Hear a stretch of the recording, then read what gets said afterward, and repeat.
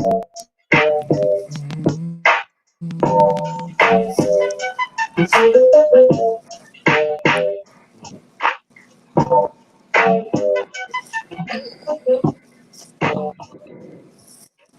up, everybody?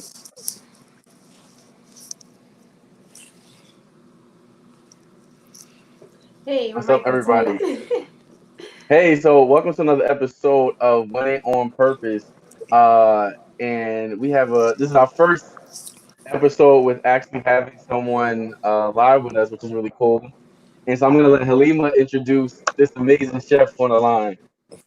So thank you, Josh. I'm glad to be back again this week. This is going to be our first guest. We have my chef. I'm claiming him. He's mine. My chef, Chef Witcher. We go way back. Like this was my chef in high school. He taught me so much about the culinary industry, about cooking with love, and putting love and passion into everything that you do and everything that you make because people are going to eat that and they're going to feel it. So I just want to tell you a little bit about Chef Witcher. I can go on and on about him from personal experiences, but let me give him his professional accolades. Let me definitely let you know that he is an acclaimed chef. Um, he is born, raised, and bred in South Jersey. Yes, Jersey. We are from Jersey. I'm a Jersey girl, even though I live in Philly right now, but I'm a Jersey girl at heart. So we have Chef Witcher coming in from South Jersey. He's worked at several different hotels, worked at different catering companies, sporting arenas. He's worked at the Wells Fargo Arena here in Philadelphia. He's also taught culinary arts for over 16 years. Wow. He's blessed so many children, so many kids that are chefs right now are because of Chef Witcher here. So I mean, one of them definitely. So just to tell you a little bit about him now, he has a wonderful restaurant, the Wing Kitchen in Turnersville, New Jersey. Phenomenal wings, and I don't eat meat, but he also has vegetarian and vegan options available as well. So definitely the next time you're in Turnersville or just in South Jersey, period, go check him out at the Wing Kitchen. They also have a food truck, and he's coming out with something very, very special. We'll talk about that Wow. a little bit more later on in the show. His next project coming up, we'll definitely want to talk more about that. So at his restaurant, he likes to inspire people through his food. He has different wings, not just ordinary wings, ordinary chicken wings.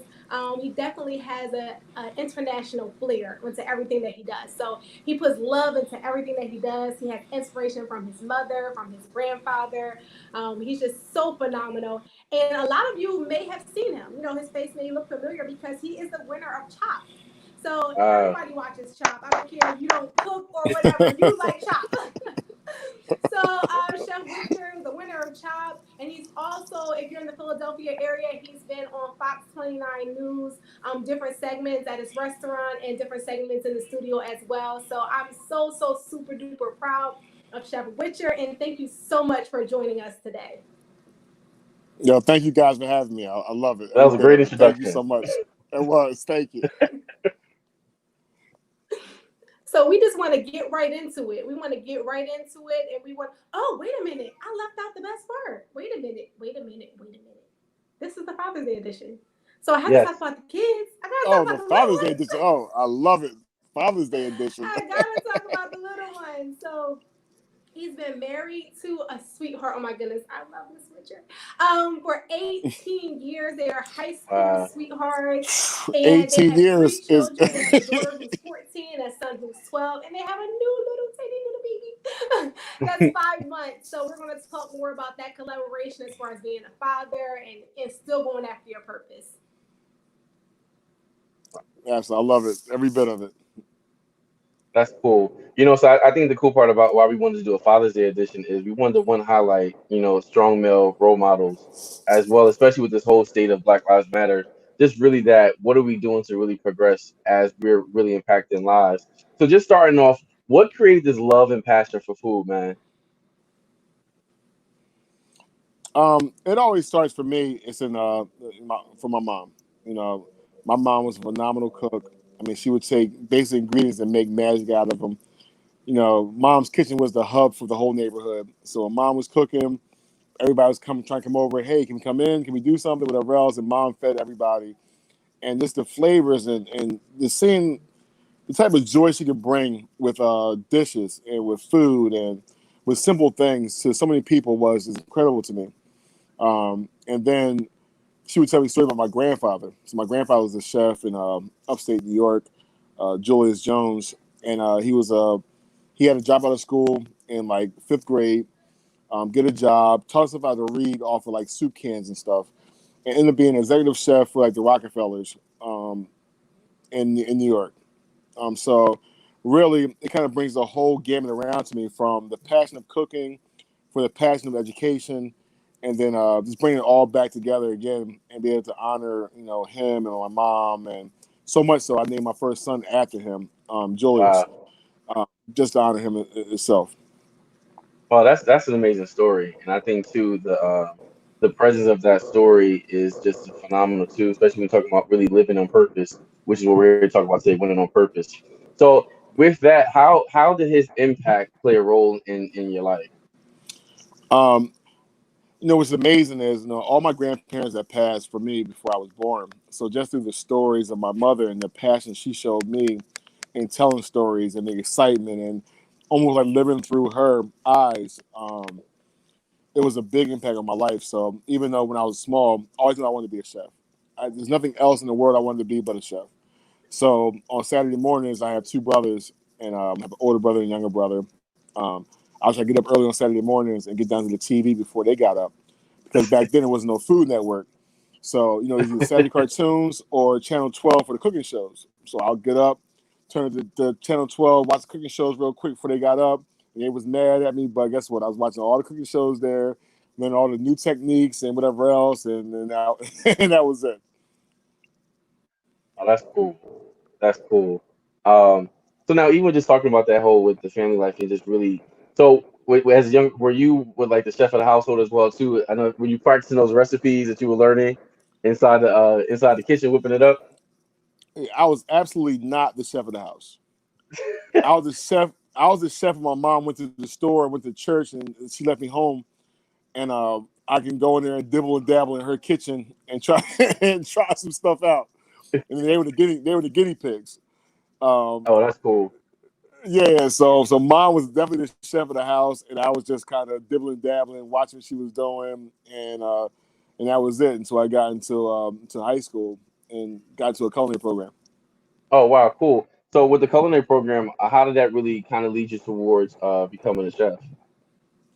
Not only just being a chef, it led me toward becoming a teacher also. Because let me Wow. tell you, I hated school from elementary through junior high school until I got to high school.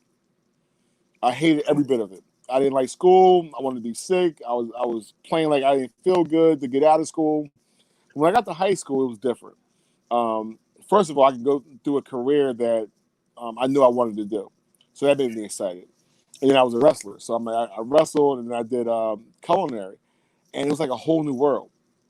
Being so passionate about something that I knew I wanted to do since I was a kid, and having professional chefs teach me and guide me through that raw process. Like, I knew I could cook, I knew I had Yeah. flavor, but it's just taking raw talent and kind of molding it into something else. And that's what high school did for me. And a lot of kids don't have the opportunity, which I was blessed to be able to have. I think it's a good point you bring it up because Halima's been talking about you for years, first off, and I think I'm serious. I'm serious, and she said that I reminded you of your love because I actually am a chef and I also teach at a high school, and Yeah, I that's think the awesome. beautiful part about really teaching in a high school is you really get to directly impact these kids, where some kids Yeah, who yeah. don't like school. I have one student who didn't like school at all, but he ended up graduating top of his class. Just because of being in the culinary program. Wow. So education, it really matters. It really matters. Yeah. And then You know. also the cool thing about it is that Josh, you taught at your high school that you went to school at, and so did Chef Yeah. Butcher. Oh So Yeah, he wow, yeah. was that's at Brownston cool. County Institute of Yeah. Technology, and then he also was a teacher there as well. So I think that coming full circle and kind of seeing like where you can inspire somebody just the same way that you were inspired, I think it's a phenomenal thing. It's like a nostalgia type of feeling as well. That's Yeah. very It's cool. nothing like it. Yeah, absolutely. Yeah, I really agree with that. So no, Halima has the next question for you. I know Halima Yeah. couldn't hear you So before. So I seem to be having a little bit of technical difficulties because I can't really hear you, Chef, but it's cool because Josh can. So we'll just move along with that. And so the next question that we have for you is how do you balance your life as a chef and then your life as a father? Because sometimes it can be overwhelming just being a chef, independently of being a father and, being a husband. So how do you balance all of Well, let me tell you, I'm taking notes. yeah. Listen, Taking it's notes. a crazy, crazy balancing act. But first of all, you know, um, leaning on God most, you know, first of all, because when you get so tired and so weak, and it's not you that's driving you through, you're leaning on the Lord to get you through there, and I know He's got me through it, through lots of things. Second is having a strong partner. I mean, my wife has never once in our whole dating, courting, relationship, marriage, ever complained about me being out too long or working too much or whatever else. Always super supportive. Always, you know what, baby, I know you're just tired. I know, you're working hard. What do you need when you get home? So having that part of it. And then my kids, I've been in job situations where I'm like, man, I don't want to do this anymore. I had to take myself and go in the mirror and look, I'm doing it for not just me, but for my kids you know. And now my kids are getting older, they're involved in all kind of stuff, football and wrestling and competitive cheer and trying to take them to different places there and kind of come back to the restaurant and trying to teach and it is a lot. It's a thing you have to balance, but the thing is just having those moments, even if it's just driving kids to practice, having a couple moments to talk to them and see how their day was and what was going on and being able to talk to my wife on the phone and she just give me some encouragement. That's all a part of the balancing act. Even though you're running and you're going and it's crazy, just that's the part of it. Kind of just enjoying those small moments you get with each person that makes around the whole day. Now, is there some days I don't get out of bed? Absolutely. But it's those moments that you think of, who you're impacting that gets you out of bed, which is wonderful. That's a good point. And I want to kind of piggyback with just talking about your wife. Like, especially to Halima and I, we're at an age now we're really thinking about like our business career and really Mhm. like marriage and stuff. How did you know your wife was the one? That's not this is off our question topic, so I definitely want that? to You got to go back talk in the about that. archives with that one. um, Man, I don't know if she was the one. Well, it was. I guess it's different for a lot of people. I mean, I was 15. Oh wow, I yes, was true. 15. Yeah, and my wife was a lot older than me, and she plucked me while I was young and tender. But just and her family was so strong. I lost my father when I was probably 16. 16, my father got murdered, and he never got a chance to taste any of my food or see me be a professional or see me graduate or see me be a chef anywhere.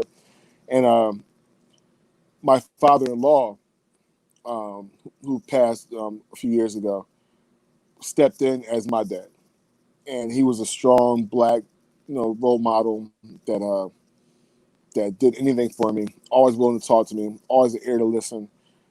So between that, between her being a strong woman and my father-in-law and her entire family, it was just a beautiful situation that helped me go along my career and things I had to do. And the career wasn't sweet. It was. I was probably the only. I was always the youngest person in the kitchen when I was coming up, um, for the most part, and I was usually only one of the only minority people in the kitchen. On top of that, and then when I got into the management position, I was only minority and the youngest person to run these big giant venues. So when I was at the Wyndham Hotel, when I was at the Radisson, when I was at the Hilton, um, when I was at the Wachovia Center or the Wells Fargo Center, a lot of times I was the only person that was there, African American, that was in a management position, controlling a lot of different people in a lot of different areas. It's funny you talk about the whole minority thing because in most kitchens, those who are minorities are usually the lower level cooks, Yeah. honestly. Mm-hmm. And the fact you're in leadership, how is that with you being a minority in leadership? Like how was that experience for you? It was wonderful. Let me tell you, I had I've been blessed in my life a lot. And I was a young cook, and I was at the Hilton in Cherry Hill, and there was a black chef named Darius Peacock, and he was a big black angry chef that had lots of skills from New York City with a swag with him. And I remember walking in the kitchen, and he was giving me hell constantly, constantly on me and constantly pushing me. I'm just like, why is this guy on me so hard? And but then I started to realize that he saw something in me, and any question I would ask him about anything, he would answer. And to this day, he's still my mentor. I still call him for advice. I still call him to get information about stuff. And having that mentor in the industry that isn't scared to give you information or give you recipes or give you whatever because they're not scared for you to take their job. So my thing was this: always, I give everything I have. I give to anybody. Like I'm never scared for you to take my position, because if you are going to take my position, I'm not getting fired. I'm moving up. That's You good. know, That's I'm some going. good stuff. Yeah, I'm going to different levels. So, a lot of people are scared. Oh, I don't want you to take my job. I don't want to give you this. If you're scared to get your job taken, then you're not that good. My thing is, you can take my job, wonderful, because that means I can move up somewhere else. I And that's love my that perspective. I that's love my that perspective philosophy. because Yeah, absolutely. I think that's super dope because when you go into a lot of industries, even to just owning your own business, there's so Mhm. many people that sells chicken, but at the end of the Yeah, day, this is a million people in the world. I'm going to be so gifted at what I do that I can still celebrate you, but I'm still going to worry about what's going on in this kitchen right here. yeah, And I think that's absolutely. that's the state of a lot of businesses where people are so strong to fight for a client, and it's like that might not be your client to begin with. Just Yeah, focus absolutely. God is giving you and really nurture that, because once you start nurturing something that's yours, you can flourish in it. And I think that's when Yeah, really success really comes. And I yeah, think and the you can best make thing some. about oh, go ahead, No, go ahead. go No, ahead, no, go ahead. go ahead. All right. So, but not only that, a lot of times people are not afraid of competition. They don't want competition. They hate on competition. Um, Listen, we all can eat, Hmm. literally. You know what I'm saying? We all can eat. So if you have a successful restaurant, even if you sell chicken wings and some other stuff, now you may not want to sell chicken wings too close to me, you may not make it. But you know what I'm saying? If you have a successful restaurant, I want you in our area, because the more successful restaurants that are in the same space, the more attraction we're going to have for people to come through. So true. So why would I So not true. want you to make it or to flourish? And that's that crab in the barrel mentality that Mhm. you know it's that Willie Lynch mentality. It's so sad that we constantly put ourselves against ourselves. Let's all win. Let's all get in this. Let's all come together to the table and figure out how we can win together as a team. That's a good point. Helene, I know you had a point to make too. No, I was just talking about the whole like your client and things like that. And then also like Mm-hmm. the collaboration over competition situation, because I think a lot of times what happens in any industry, if you think about it, it's like you can't, even if it's chicken wings, you can't sell chicken wings to everybody. Everybody's Mm-hmm. not in your area. You're not going to That's freeze true. them and ship them, or you can possibly do that, but it's not going to Not get to yet. everyone. You can That's and you it. will. Okay. But what I'm saying is like everybody, and then you might want to have your wings today, somebody else's wings tomorrow, or whatever the Mm-hmm. case may be. And then also Absolutely. your international flair that you're putting on your wings. Like, just talk a little bit about that. I mean, it's aside from the whole fatherhood thing, but I just want to talk a little Yeah. bit more about your restaurant and how that butter chicken wing that you just recently came out Yo, with that yo, can either go listen. on rice or French fries. Let's just take a The, little pause and have a little moment and talk about that. the butter chicken was crazy. Let me tell you that much. But so this is my thing, right?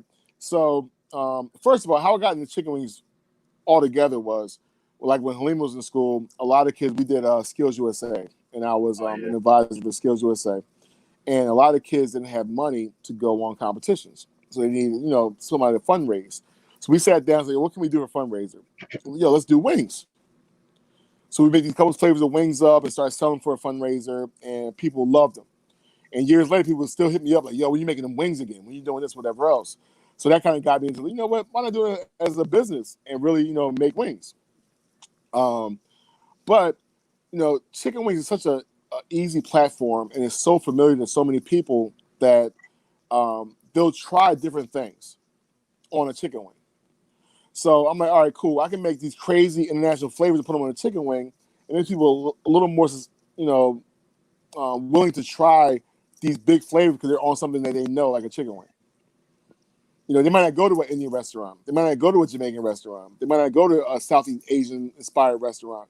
But if I take those flavors and put them on a chicken wing, they may come in and say, you know what, let me just try this. There's 6 of them, let's just try it. And get their mind going and get them in the door of a whole new flavor experience. And I think that's the most important about it being a chef, because even to like I do private dining, and when people come to me, it's just that I know what I do is I'm going to provide you something that only I can give you. You can go anywhere else to get certain things, but I think with entrepreneurship, it goes to what makes you stand out from the rest. What's so unique about your brand? And that's the beautiful thing, where you're providing people with something that's really familiar, but they're going to come to you because one, they know your product is good. They know they're going to get the same consistency, and 2, you're providing something that's really, really special for people, which is really cool. Hold on 1 second. You frying chicken over there? Yeah. Are you working right now? Have to make sure what sauce you working on right now for the wings. Well, I got a Wilbur sauce coming. Do you sell your sauces too? You guys hear me? Kind of. Do you sell your sauces as well too? Do you hear me? We can hear you now. Do you sell your sauces as well too? No, a Wilbur sauce. So I'm doing this cheesesteak sauce that came out crazy a couple weeks ago. So I'm gonna set up a pop-up in Wilbur, New Jersey pretty soon. My hometown, and do something crazy. Oh, that's cool. That's cool.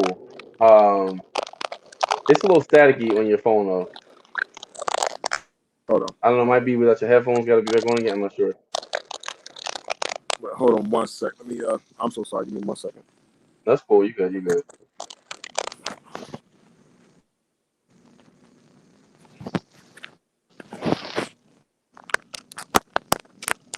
Yeah, but no, but that's a good point too about I know Helene was just talking about back the whole in business. You good? All right. Can you hear me? Yeah, we good. We good. All right. Here we I think go. with that, you got to use the headphones. Yeah, that's why I have the headphones in too. Yeah. No, I think that's a really cool. Just going back to your product line and what you do, I think it's so amazing because, and so even to like with COVID going on, how has that impacted or also maybe possibly been a blessing to your business? Because COVID is just changing the whole game for a lot of businesses. Yeah. Absolutely. So my philosophy has always been keep it simple. And our menu is small, it's streamlined, it's fresh, it's flavorful. I don't want to be the best at burgers and cheesesteaks and pizza. I want to be the best at wings and sauces and cauliflower and fried donuts, right? Wow. So it was a lot easier for me to transition to just takeout because we do takeout type of food. We don't have a large dining room, so it was kind of easy to transition over from that, and building a good support in our local community was wonderful because they came out and supported, and they got food, which was wonderful. We got new customers, and the thing with COVID is this: everybody's stuck at home, and even me, right? You don't have, nobody has more than 10 go-to recipe in your repertoire for your home cooking situation. If you're cooking for your family, because you got 10, maybe 12 recipes that you go to. When you're stuck in a house for 3 months, those 10, 12 recipes get static. Real tired. Real tired. So you got to come out and get some wings. so it's been pretty good. Oh, that's really cool. Yeah, man. I passed by Willingboro today, so I should get me some wings. Wait, so also, when are you normally open? Because I'm thinking about making a trip down to get some wings ASAP. Actually, when are you? Trip for any type of food, anywhere. Yeah, so we have locations open in Glassboro and Turnersville from Tuesday through Sunday.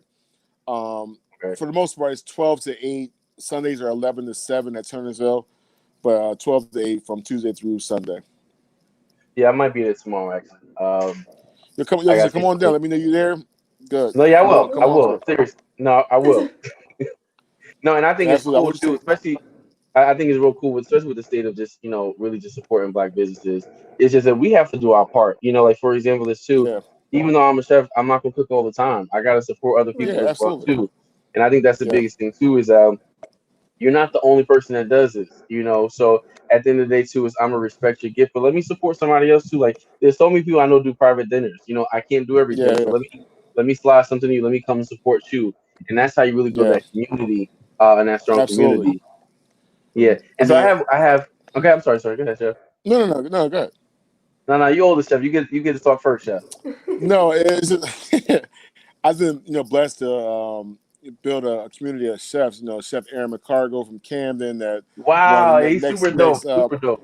yeah, I talked to him last week, and Chef Mona who won Cupcake Wars, and all African American chefs that are just wonderful. Chef Kevin Sprague, who's my best friend that won Top Chef on Bravo. He comes and helps Wow, me consult.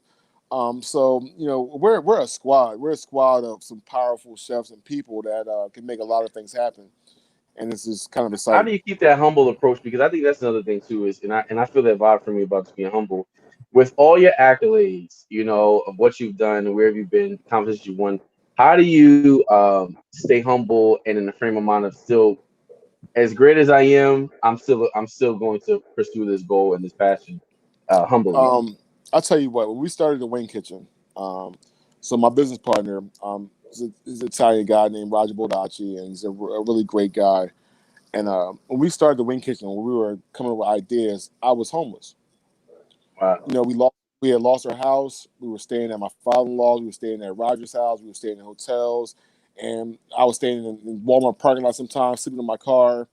And through that process, you still look at the light into the tunnel. You still pray in your car. You wake up crying.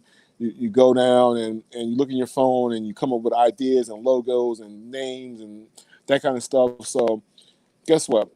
Um, it's all God, not me. So wow. how can I be arrogant about something that I didn't really create?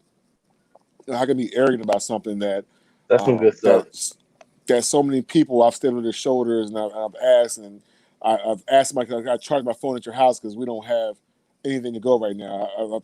People that I've asked to, Kevin, I'm sleeping at his apartment, in the middle of the night because listen, I just want somewhere to sleep and watch TV for a couple hours. How can I be arrogant about something after that?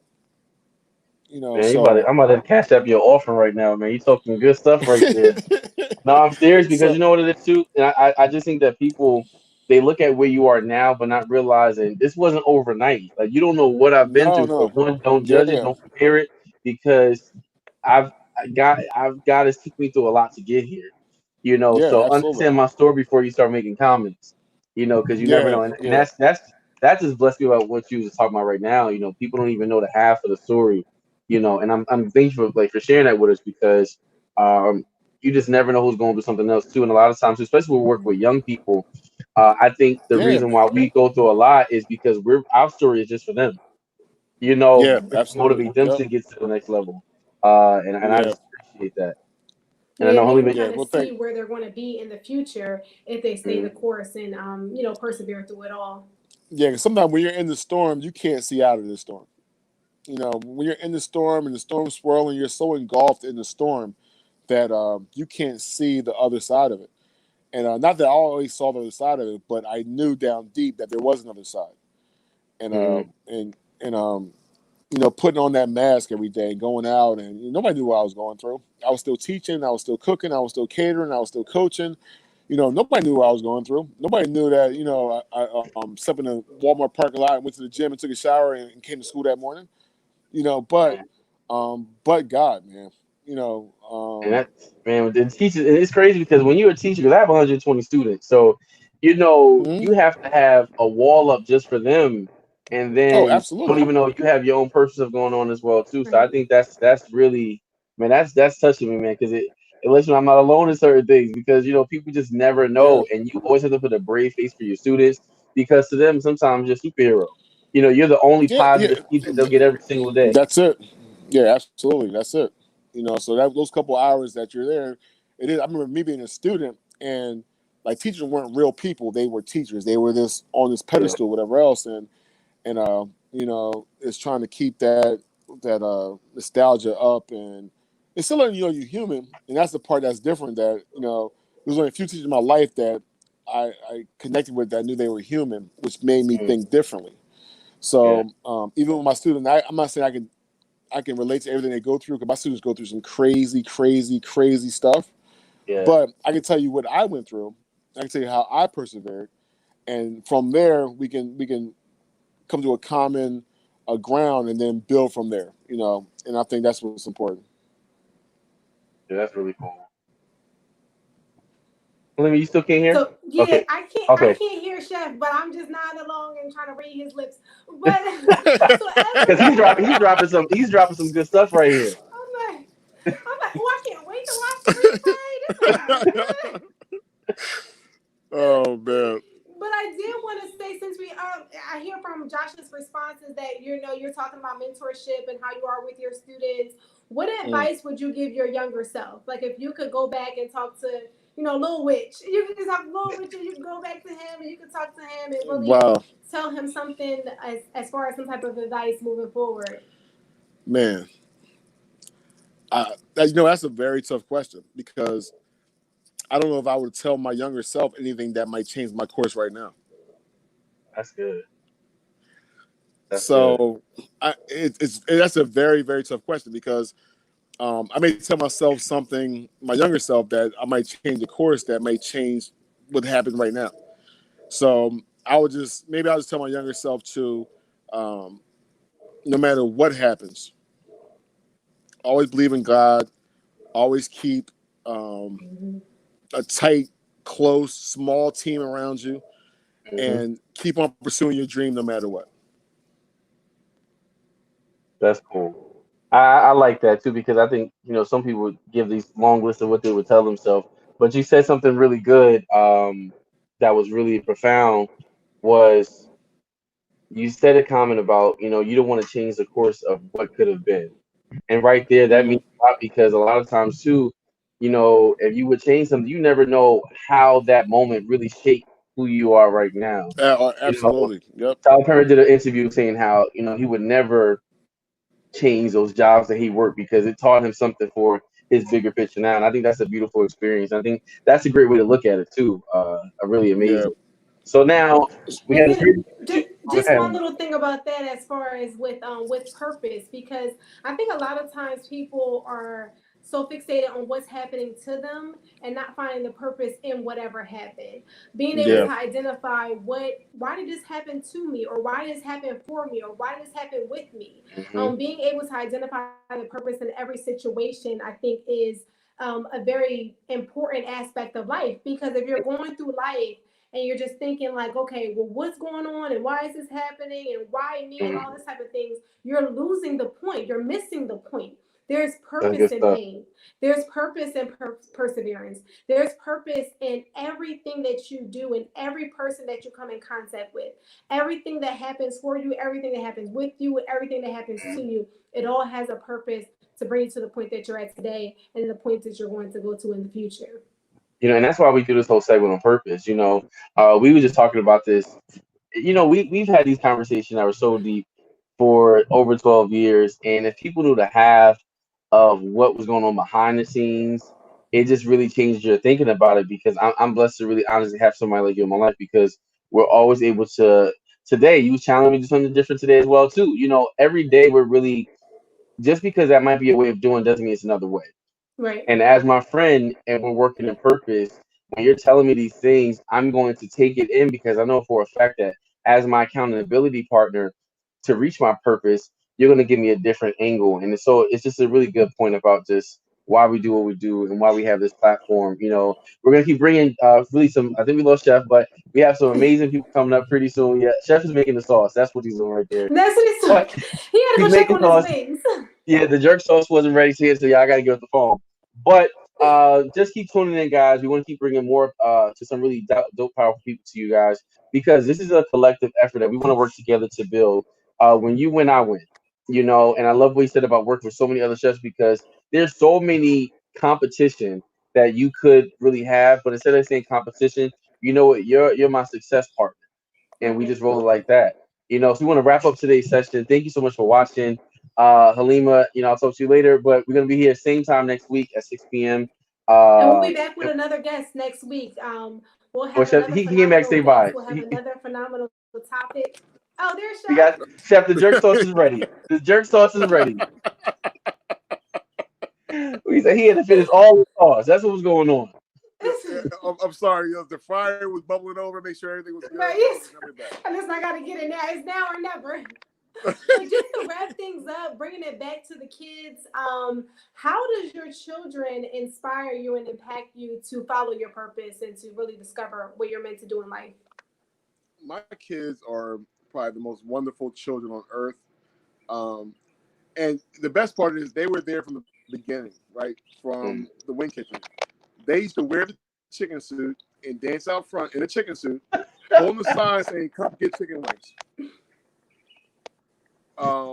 So it's their Well, that's a responsibility tax to show write-off them, for like, them. Their business. Yeah. That's cool. that's how we did it. So, it was their responsibility to make sure that the younger son, that's what's going on. And that's how we had to work. Because by the time, little Ace is old, we should have, 50, 75 restaurants around the country. So he might not know that struggle of starting with a chicken suit with a sign outside. So that's cool. And just watching them see how things grow and how hard work happens, it's amazing. So speaking about legacy, and I know you have something very exciting coming up.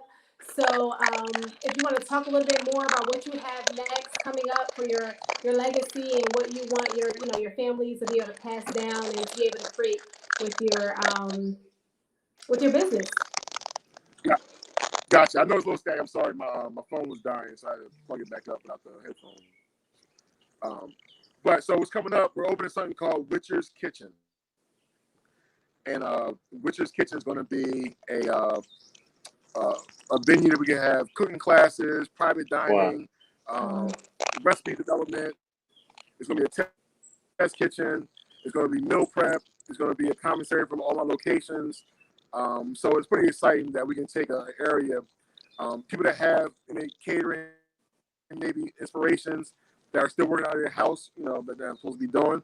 They can come here legally and get their prep going and get a sanitized area that's ServSafe approved and health department approved, and come and be able to prep, a safe environment and take their food out to the public. So I'm excited to do underground chef battles. So, Chef Jay, this is why you want to battle. Listen, I'm coming out with my curry sauce, bro. I'm coming out with the sauce. Yeah, that's it, brother. That's how we doing it. So this is an exciting, venue that we'll have open probably next about 4 weeks. Dope. Thank you so much, Chef Witcher. This means the world to me. You've impacted me so much in my life, and just moving forward with knowing that, every time I see you on my Instagram or my Facebook, I'm so super duper proud. And I know you are the same with the things that I have going on too. So I really do appreciate you taking the time out of your busy schedule to be here with us today, to talk about your journey, to talk about fatherhood, to talk about purpose. We really do appreciate you. Listen, I appreciate you. I'm so proud of you. I'm so proud of you. And I'm so proud of you. I tell you what, you're what makes my life special. Is I can still remember you being a knucklehead teenager, but with so much talent and so much drive. And seeing you now, and I don't know what's going on because you still look exactly the same and it makes me kind of angry. But you are just an inspiration to me. Keep on doing your thing. Keep on inspiring people. And I love you guys, and come see me soon. Thank you. And I see a new friendship developing here. Listen, I'm coming out there. Listen, I got my Easy Pass page. So many parallels. That's it, Chef Jay. I'm telling you right now, find somebody to battle. You might be the first person, which is Listen, I'm bringing the sauce tomorrow, man. I'm bringing that sauce tomorrow, man. You don't got to wait for 4 weeks. Yeah, that's what I'm talking about. That's my life. All right, thanks, Chef. Have a great one. Much success to the podcast. Oh, thank you, Chef. You're welcome. All right, we can log out. Thank you, Have a good Chef. one. Love you. Thanks. Love you too.